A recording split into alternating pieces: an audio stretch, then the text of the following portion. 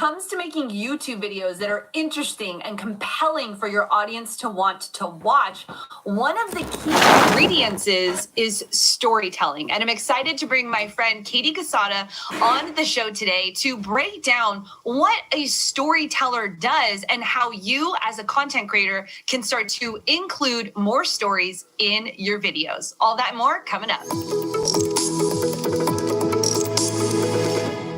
Hey, what's up? It's Heather Torres here with the YouTube Made Simple show, where we're helping you overcome fear, build confidence, and launch your successful YouTube channel. And today I have my friend Katie Casada on the show. Now, Katie has been speaking and teaching at conferences for over a decade. And in that, she's helping people learn how to storytell. She is a compelling storyteller coach.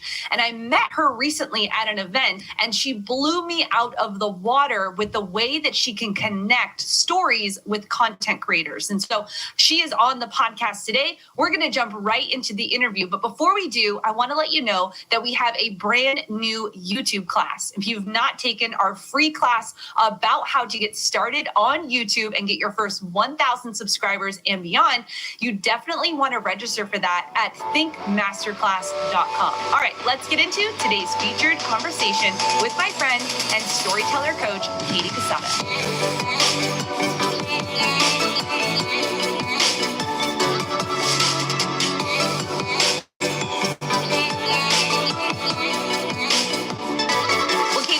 So excited to have you on the YouTube Made Simple show today. You and I met actually at a conference recently where you did such an amazing job on stage, really talking about how our stories matter. And I was like, I need to bring you on the show because so many content creators disassociate themselves from their content. And when you can bring in your story, when you can talk about your past experiences and really help to align that through your business, you really can get to know your customers, your viewers can get to know you. So talk about how you even got into the story world, the storytelling world. Yeah, totally. So 5-ish years ago, I was a part of a large organization, and we would do these events every month, in-person live events. And we'd bring in speakers. I'd speak at them. I've been speaking for years. That was kind of the vibe. And then one event, we brought in this amazing woman named Dr. Tama Bryant Davis out of Pepperdine University. And she stood on the stage on a Friday night at this event, and she said, I was backstage sitting right behind the curtain, and she said, did you know that there's a Barnes and Noble of untold stories here in this room? And I felt this like really radical conviction that I wasn't supposed to speak there anymore, and I wasn't supposed to bring in speakers. I was supposed to teach people to tell their stories. So it was a little bit nerve-wracking because I knew it was true, like in my gut, but also I was like, am I putting myself out of a job? And is anyone going to want to come back to these things? Like, they were successful events at that point. I was like, am I going to crash the truck?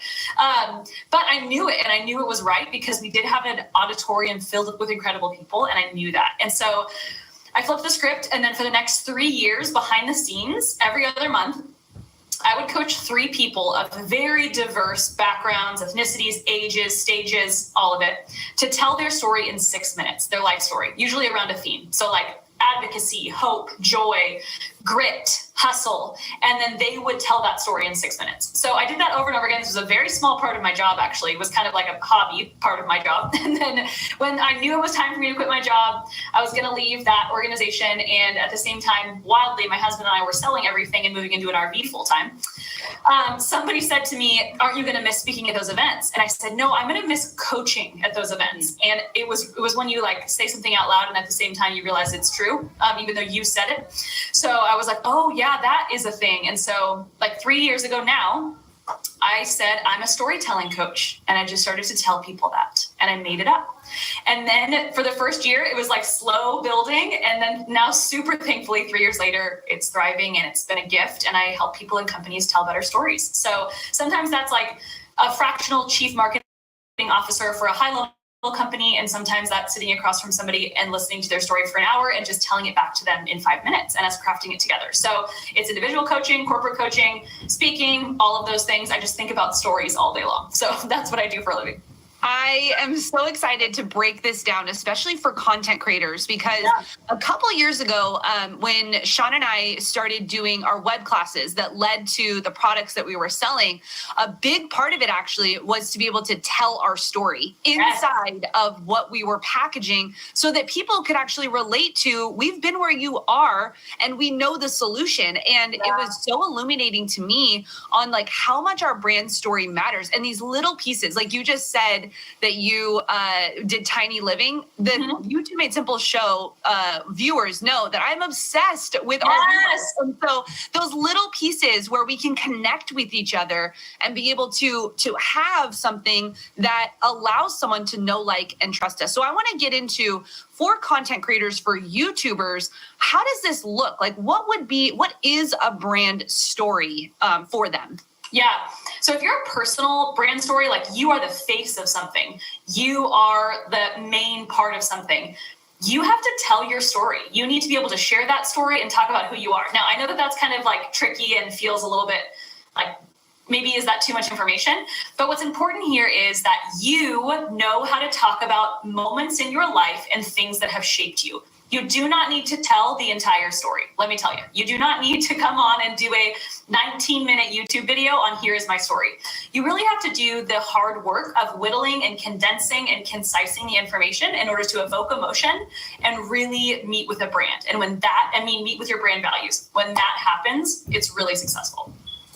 Yeah. And when I think about YouTubers and when they're creating videos, you know, for us here, we're creating videos on lights and microphones and YouTube tips, but people know our values because we'll talk about those moments where I'll say something like, you know, the hardest season of my life was really when we were $40,000 in debt. I wasn't successful at anything yet, and I couldn't figure it out. You know, those types of things, like that one sentence becomes such a connector. So I want to walk through why do brand stories work? You know, when you think about a content creator, they're making 10-minute videos, 20-minute videos, 5-minute videos, 15-second Instagram stories. How do you make the story work into, you know, product-based content or into, you know, content that may not be just storytelling content? Yeah. So there's amazing research about storytelling. I mean, unbelievable, never-ending research. If you want to go down a rabbit hole, go down that rabbit hole. But I'll come up out of the rabbit hole for you and just show you a little bit of it. But there's this incredible study out of the University of Ohio where they put 100 people in one room and 100 people in another room. And in each room, they presented the same information, but in one room, they gave facts, and in the other room, they told a story. But it was the exact same information. 100% of the time, the storytelling persuaded or created a change of opinion faster than the fact. So the story worked 100% of the time faster. Yes, the facts maybe in the end supported the cause or helped the story. Storytelling neurologically and physiologically aligns like heart rates. There's incredible research about how storytelling engages us, it captivates us. And really for a person who's creating content, there's a buzzword that's funny, but the truth is what you're trying to do is make something that resonates with someone. But how do you do something that resonates? What do we mean by that word? Oh, that resonated with me. What's weird is what you're really trying to say is, I kind of thought about myself when I was listening to that. And when you can help someone think about themselves, you're telling a really good story. Really great speakers, really great storytellers, for some reason in the middle of their talk, you're like, my dad was like that too. Oh, I also do that. You're not consciously thinking those thoughts, but you're having a warm feeling that feels very good. And you're feeling this feeling of resonating. So you want to create moments where your audience can resonate with you. And that happens through storytelling. Come up with micro stories, exactly like you just said. Like, the hardest season of my life was, that's a great story sentence. Let's start there. That is a great content creating video. That is a great moment for people to know because they can resonate with you. They can feel that. We've all had hard stories. And for a lot of content creators, there is I think we feel this pressure to have really like everything really tied up and great and like perfect. And so we come on and we think like, oh, so last year I made $1 million and everything's great. Guess what? That story doesn't resonate with me. Right. It doesn't. So now I have a story that doesn't resonate with you, even though you might think that that's helpful. The truth is we have to create moments that resonate with people. So good. In one of the classes that I teach, I talk about how the first time I talked on stage, which was a virtual stage, I had my arms like this because but my armpits were sweating so much. Yes. So I was like, if I move my arms and literally people in the comments will be like, oh, I remember when you talked about your pit sweat. I'm like, glad to be known for that. But it's relatable. And I think, in the book that I just wrote, I interviewed a lot of different content creators. And one of the things that content creators who were scared to launch or scared to really go all in on YouTube, they were scared to put their personality or to put themselves out on camera. And they were like, I will be a robot and just make the video. And it's like, just be you, just be normal, but also bring in those stories like pit sweat that are relatable in everyday life. So how would a content creator, how do we do this? What are the actual tangibles of finding our brand story? And brand story is quote unquote personal story. Like you said, you don't have to share everything. And I believe you shouldn't bleed on people. Like if it's not healed, probably don't share it. Just hold on to that. Sure. But how do you tangibly figure this out? What should you share? Yeah. So if you are running a company or you have a product you are selling, so if the story needs to be product based, then you need to tell a compelling story where you solve a problem and where your customer is the hero. So this is incredibly important. In all great brand strategy storytelling, you are never the hero. Your customer is the hero. You are the helper. So there is a mom and she's having a really hard time getting her kid in the bath. And then she found these amazing glow sticks that she throws in the bath. And now her child loves bath time and she's having the time of her life.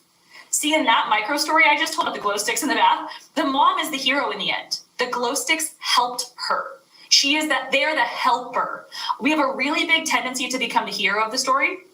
The truth is, in great customer-based storytelling, if you have a product, then the customer needs to be the hero. Now, if you're a personal brand and your content is you and your own story, then you have to do the work to mine some life events that have values attached to them. So this is a little bit of what I shared at the conference that we were at together. But the difference between a micro story and a macro story. So for a lot of people, we are trying to come up with this specific event and have that one event really shape everything that we do. So for example, I sit across from a client and the client says to me, oh, Katie, I'm a cancer survivor. I survived cancer. I have stage 4 cancer. I want to talk to cancer survivors because I have this very specific cancer. It's all about cancer.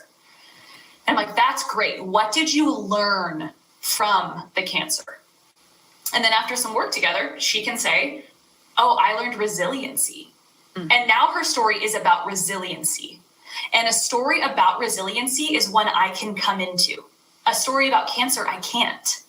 So we actually want to open the doors as wide as we can by turning micro stories into macro stories. And how you do that is you attach a value to an event.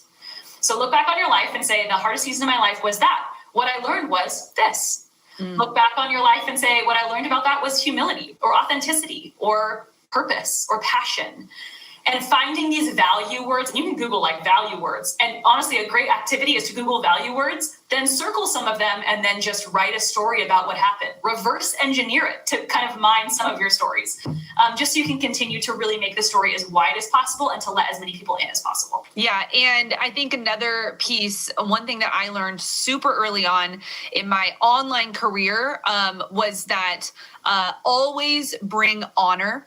Always bring honor. So no matter if you're in a situation and a problem happened with someone, and don't bring gossip, bring honor to whatever that situation is, because there is always a better way to project a story that doesn't pull down other people. So I love what you said too, Katie, that everyone has a story. So someone might be listening right now and they're like, I'm here to get YouTube tips and Heather's bringing me a storyteller.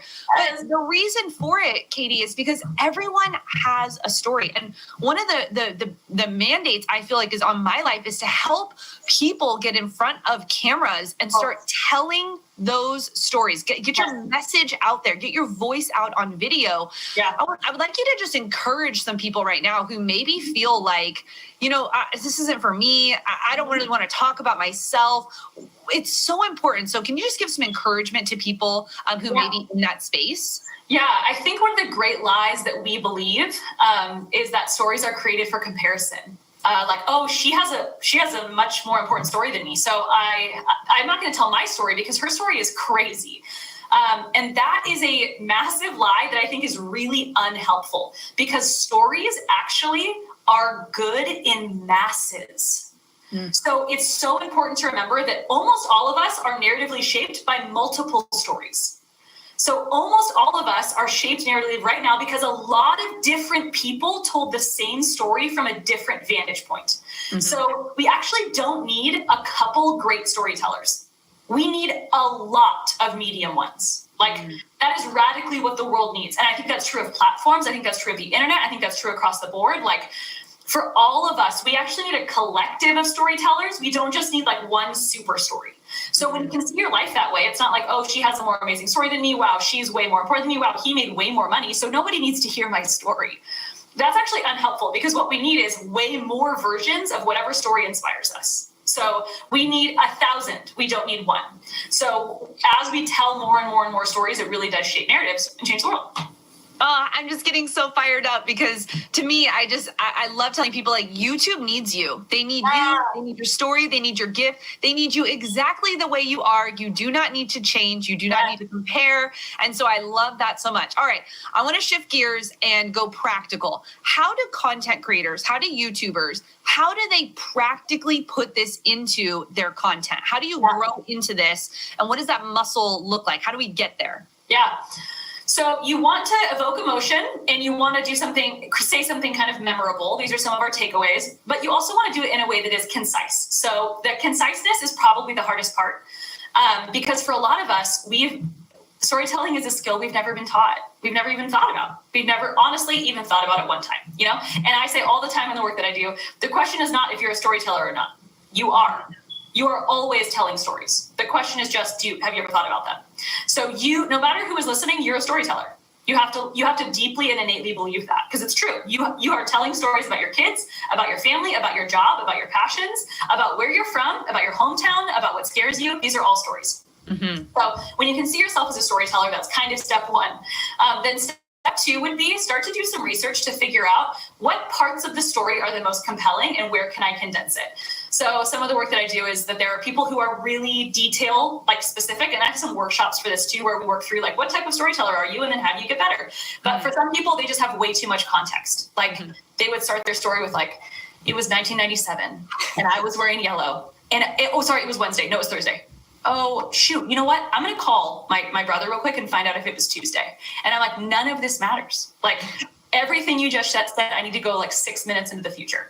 And it's just way too much context. So context actually only needs to be a tiny bit these days. What we need way more of on the heavier end is compelling and often conflict or climax. What's happening and how do I get there? Wow. So we kind of need to lean more into that range. So I think you can start by just answering some story-based sentences. The hardest moment in my life was, what I took from that was, I'll never forget when I felt differently about. Something that I've realized makes me unique is. One thing that really resonates with me is. And you just kind of start to finish those sentences. But a great activity is to give yourself only one paragraph and to write a compelling story for yourself. You might actually have to start with writing a page and then cut it in half. But if you want, because you might get so tripped up in the first sentence, what is my story? It is very hard. Honestly, another thing, this is probably so much of what you do, it's shockingly difficult to talk about yourself. You can talk about a product all day, you can talk about a brand all day, you can talk about the weather all day. But when it comes to just you, doing the work of learning how to talk about yourself is such a gift, because it will always serve you across the board in all networking, branding, storytelling, connections. What do you do? Why do you love it? Why does it matter? That's a great initial brand story. Wow, Katie, so many good takeaways. I think an action item, if you're watching this right now, is to grab a piece of paper and start writing out your story. I think those prompts are a great to start. Katie, now to help business owners, to help entrepreneurs, to help content creators learn how to tell their stories. What are some ways that they can connect with you? Yeah, my website is katiecasada.com. My Instagram is the same. My Instagram is almost only stories. So I very rarely post. Go figure. You're only using stories on Instagram. Story over anything else. And then on my website, katiecasada.com, I have an e-course called Own Your Story. And in that, you can identify 7 key moments from your life. And that will help you identify values, and you can kind of start to think through, wow, what is this brand story? How do I say this in a sentence? Is this compelling? How does this feel? What does this look like? And you can start to kind of dial in. So good. Katie, thank you so much for your time today, for coming on, helping the YouTube Made Simple viewers learn how to really express themselves more in their content, to be able to bring more of the stories that matter to the world, to help people understand that their story matters. Yeah. And I'm just so honored that you took the time today to bless us with this. So thank you so much. Yeah, it's been so great. And one more thing I just was thinking about that I forgot. In my encouragement for your team and your people and everyone here listening, you just need to tell the truth. And I think that is kind of a forgotten point in storytelling, because we try to make a story something it's not, but you actually just get to tell the truth. And when you tell the truth about your life and what happened and how it really felt, that really does birth a beautiful story. So sometimes with my clients, I just start with, tell me the truth about something that maybe you've been avoiding. Tell me the truth about something in your brand. Tell me the truth about a problem you solve. Tell me the truth. And just those words alone evoke a feeling that often connects to a brand story in a way that is really compelling, no matter what the product is, no matter if it's you, like, what is an area of your life where you just want to tell the truth? And that might be the birth of a really compelling and captivating story.